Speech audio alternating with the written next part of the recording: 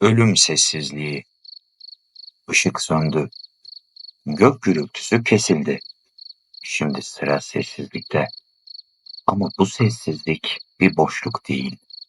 O bir sınır. Ve sınırın diğer tarafında Hades bekliyor.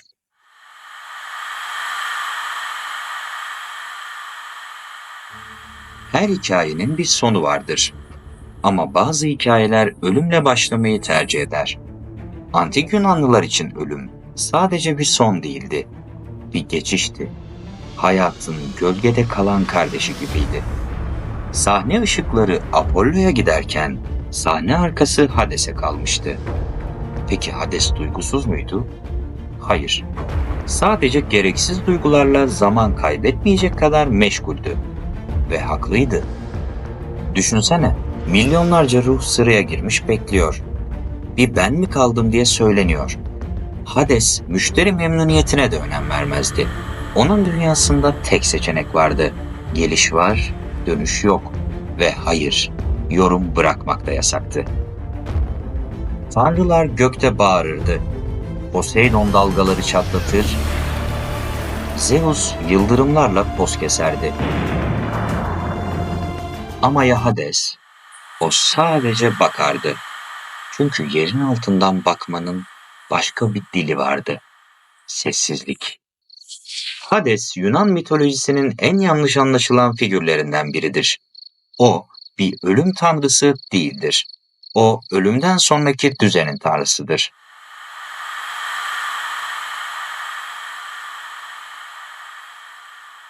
Yani ölüm gelir, işi yapar, sonra ruhu Hades'e teslim eder. Adalet orada başlar ya da gecikmeden infaz edilir. Hades, ölümsüzlüğün soğukkanlı muhasebecisidir. Yargıç değildir, cellat da değildir. Ama hiçbir yanlış onu kandıramaz. Çünkü o yaşarken yutulmuş sessizlikleri duyar. Halkın görmediğini görür, unutulanı hatırlar ve bazen kendini çok yalnız hissedenlere bile eğilip kulak verir. Zira bazı efsaneler Hades'in bile gözlerini kaçırdığı kadar trajiktir. Tıpkı bir adamın karısını ölüler ülkesinden geri almaya çalıştığı o hikaye gibi. Orpheus diyoruz biz ona ama henüz zamanı değil. İnsanlar ölümden korkar. Çünkü onun sessizliğine alışık değillerdir. Ama sessizlik bazen en gürültülü hakikattir. Hades'in dünyasında konuşanlar değil, yaşamış olanlar hüküm verir. Zeus bir sarayda yaşardı. Poseidon denizdeki tahtında. Hades ise bir ofiste gibiydi. Dosyalar önünde birikmiş, önünde ölü ruhlar sıraya girmiş ve yine kimse randevu almadan gelmişti. Ama Hades'in hikayesi burada bitmez. Çünkü bir gün bir kadın onu sartar. O kadının adı Persephone'dir ve onun gelişiyle ölüler ülkesine ilk kez bahar gelir. Ve sonra bir başka adam gelir. Bir lir çalar ve geri dönmek ister. Ama yeraltının kuralları katıdır. Gözünle bakman yetmez, yüreğinle görmen gerekir. Ve bazıları asla çıkamaz. Taş yuvarlayan, hep düşen, hep başa dönen biri vardır. Onu da tanıyacaksın. Adı Sisyphos'tur. Yeraltı düzeni. Styx Nehri ve 3 başlı köpek. Yaşarken kim olduğunu bağırabilirsin. Ama öldüğünde kim olduğunu Styx fısıldar. Yerin altında bir düzen vardır. Ama bu düzen kanunla değil, unutuşla işler. Oraya giden her ruh bir kimlik kartı değil, bir sükunet taşır. Ve o taş Styx Nehri'nin sularında çözülür. Styx sadece bir nehir değildir. O, yaşamla ölüm arasındaki son sınırı temsil eder. Geçmek için paraya değil, hatırlanmaya ihtiyacın vardır. Ama elbette antik Yunanlılar bir de madeni para koyardı cesetlerin ağzına. Bir tür rüşvet, beni unutma diyen sessiz bir yalvarış. Kayıkçı Keiron orada bekler, ne güler ne konuşur. Sadece alır ve götürürdü. Cerberos, nehri geçtin mi? Tebrikler. Ama asıl eğlence şimdi başlıyor. Çünkü kapıda seni Kerberos bekliyor. Üç başlı köpek. Biri seni koklar, biri sana havlar, biri ise senin geçmişini görür. Kaç yaşında öldüğün mühim değildir. Kerberos nasıl yaşadığını anlar. İyi yaşadıysan geç, kötü yaşadıysan geç. Ama unutma, buradan geri dönüş yok. Bazıları Kerberos'u kandırmak için et atmaya çalışır. Köpekleri kandırabilirsin. Ama ya üç başlı olanları? Birinin doyması, diğer ikisinin aç kalması demek değil midir? Ama burası sadece bir giriş kapısıdır. İçeride ne var dersen, Elysia denen huzur bahçeleri, Tartaros denen cehennem kuyuları seni bekliyor. Ve bazıları da ne cennetlik ne cehennemlik. İşte onlar için gölge gibi bir bekleyiş var. Ve elbette bazı istisnalar da mevcut. Bir kadın kocasını oradan çıkarabilmek için tanrılara meydan okur. Ama dönüp bakmak, bazen sadece bakmak her şeyi mahveder. Ve bazı cezalar vardır ki sadece tanrılar bile anlayamaz. Sonsuz açlık, sonsuz susuzluk ya da sonsuz ağırlık. Kimse onları kurtaramaz. Ama senin onları tanıman gerekir. Yaşam bir seçimler serisidir. Ama ölüm, o sadece bir yön tayinidir. Yanlış yöne gidersen geri dönüş hakkın yoktur. Çünkü Styx'in akıntısı unutmanın yönünde akar. Persepone, ölümün aşk hali. Aşk bazen bir çiçekle başlar. Ama bu çiçek toprakta değil, toprağın altında açar. Yukarıda bir dünya vardır. Ay ışığı, nehirlerin şırıltısı, rüzgarların dansı ve Persepone, bereket tanrıçası Demeter'in neşeli ve güzel kızı. Doğa onunla açar, onunla büyür, onunla gülümser. Ama o gün bir çiçek gereğinden fazla parladı. Persepone eğildi ve onu kokladı. Toprak yarıldı ve Hades çıka geldi. Evet, bildiğimiz yeraltı tanrısı Hades. Soğuk, hesapçı, duygusuz sandığın o tanrı. Ama o an ilk kez birini görmedi. Biriyle karşılaştı. Bazıları bu hikayeye kaçırılma der. Ama Hades onu çiçekle çağırdı. Zorla mı aldı yoksa gönlü mü düştü? Tanrılar bile bu soruya henüz yanıt veremedi. Ama şunu biliyoruz. Hades Persepone için dünyayı ikiye böldü. Ölüler diyarının kapılarını açtı. Sessizliğine baharın adını fısıldadı. Bazı aşklar bahar getirir ama Hades'in aşkı mevsim döngüsünü değiştirdi. Adam öyle sevdalıymış ki yılın yarısında yalnızlığa talip oldu. Yani modern aşkların aksine mesafeye bile razıydı. Demeter kızının kaybıyla delirdi. Dünya kurudu, ekinler sarardı. Çünkü bir annenin yasını doğa bile saklayamaz. Tanrılar krize el attı ve karar verildi. Persepone yılın yarısını annesiyle, yarısını Hades'le geçirecekti.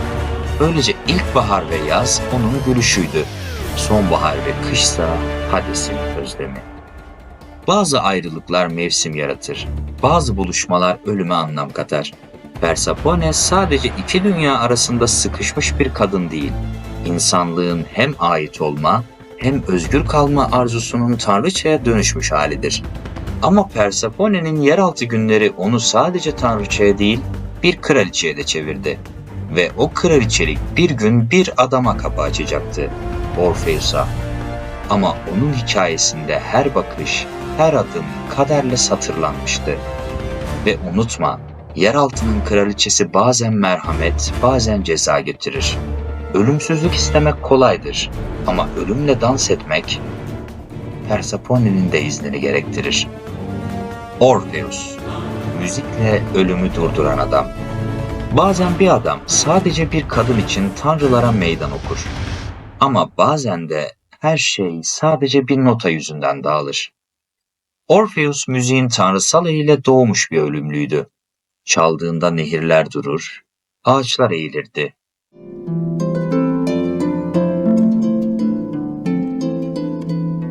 sıradan bir insan değildi. İşte Orpheus'u da aşk sıradanlaştırdı. Eurydice ile tanıştı. Göz göze geldi. Kalbi ilk defa notasız çarptı. Bir ölümlüye göre fazla saf, bir tanrıya göre fazla cesurdu. Eurydice bir gün öldü. Yılan soktu derler. Ama asıl öldüren Orpheus'un onsuzluğu oldu. İşte o an başladı hikayemiz. Bir adam lirini aldı eline, ölüm ülkesine yürüdü.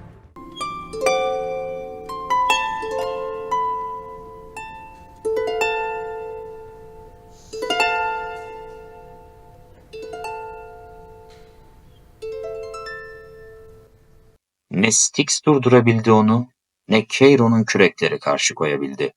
Kerberos bile onu görünce başını eğdi. Çünkü çaldığı melodide derin bir acı vardı.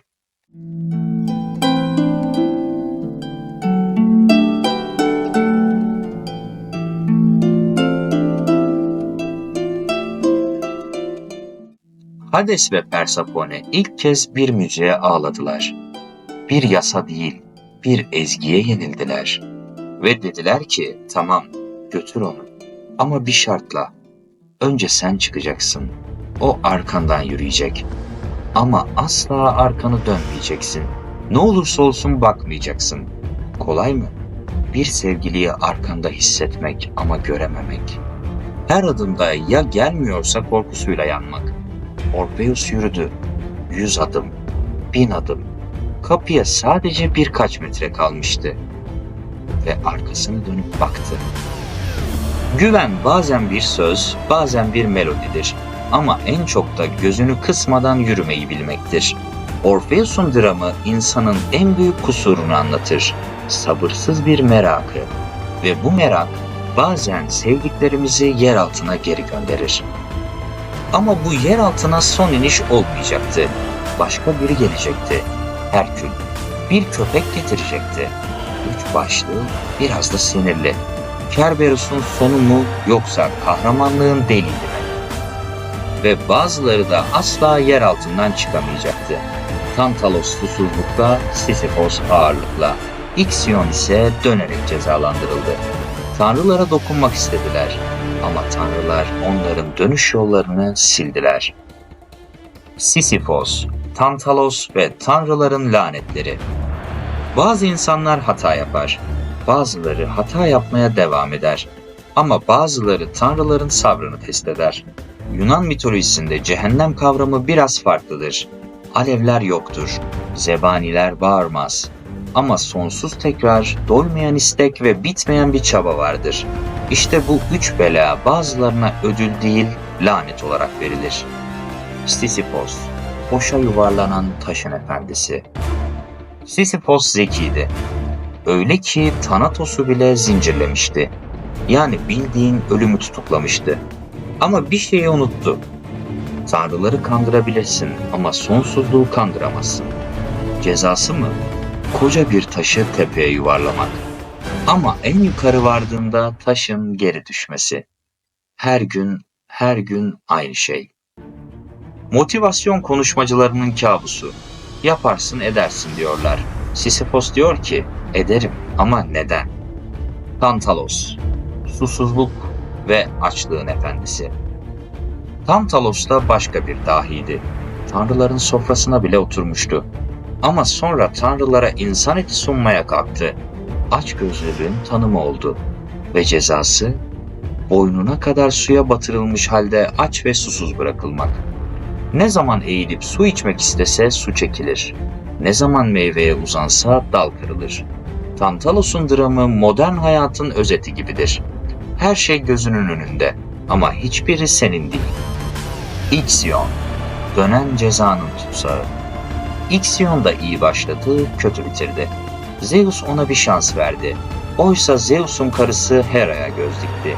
Cezası, bir tekerleğe bağlanıp sonsuza kadar dönmekti. Yani sonsuz baş dönmesi ama zero serotonin.